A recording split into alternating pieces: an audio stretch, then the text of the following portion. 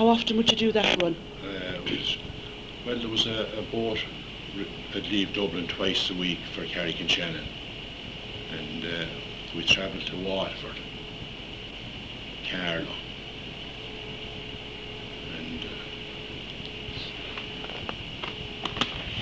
And would you stop over in those places overnight? Yes, overnight, yes.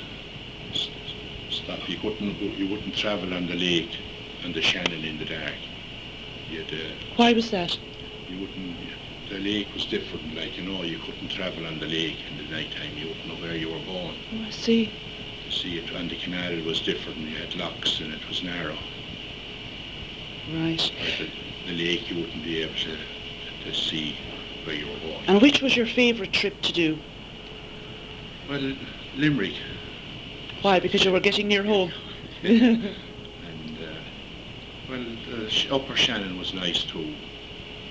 Carrick-on-Shannon, down to Waterford, down the Barrow, that was nice.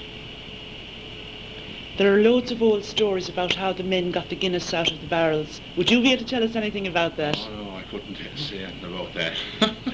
You might be incriminating yourself there.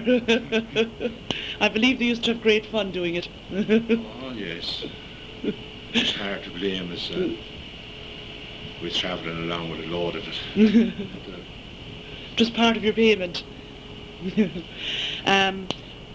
How would you think the men would be today if they had to work on something like that? Would they be able to do it? I don't know about that. It was a sort of a hard life in the winter time, It was very tough because we were out in all weathers. And how often did you get home? Well, I was often a fortnight away, or 3 weeks, 3 weeks. And then how long would you be home for? Be home while you'd be down in Limerick for, say, about 3 days maybe, or a weekend. Be often home for a weekend. You'd leave Limerick, then you go back to Dublin again for another load. I see. Did you ever think of giving it up in all those years? A couple of times I did, all right. But things were sort of hard that time. It wasn't easy to get a job. You went to England.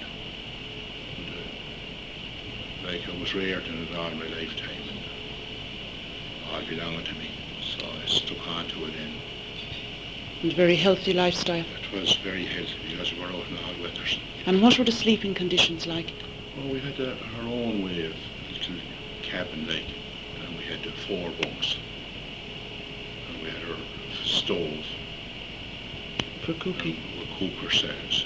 What would you eat now on board? Oh, we had bacon and cabbage, soup, bacon pot of soup. And we had a fry every morning. We had our rashers, sausages and puddings and the whole lot. Oh, you were well looked after. Yeah. Who would cook? Did you nominate someone? We all cooked. Oh, We you all all took it in our turns. Yeah, we all took it in our turns. So you were all housekeepers as well? We were all housekeepers as well, yes. And earlier on, when I was younger, we used to bake bread, and it's all bake, yeah.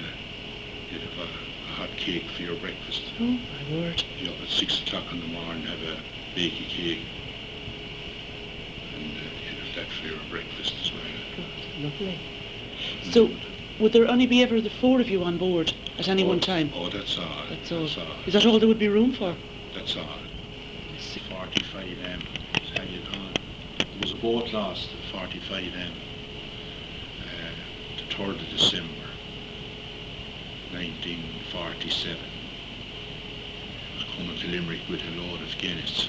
And I was in 72M with a load of oats from down the slope for Limerick.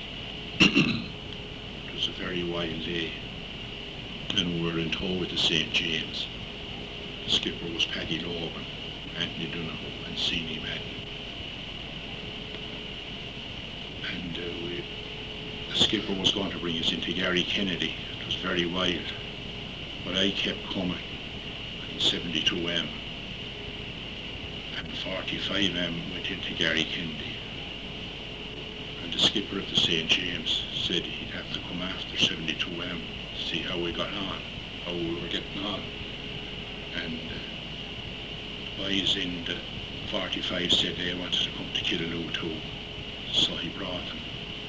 And at Parker's Pine, it was very wild, and the boat took in water, the waves went over. She had a full load of Guinness, and she took in water and sank. And there was two men made their way to the shore. One man survived, the other was dead when he was got. And there was one man got 6 months after at Sally Pint in June. The other man was never got.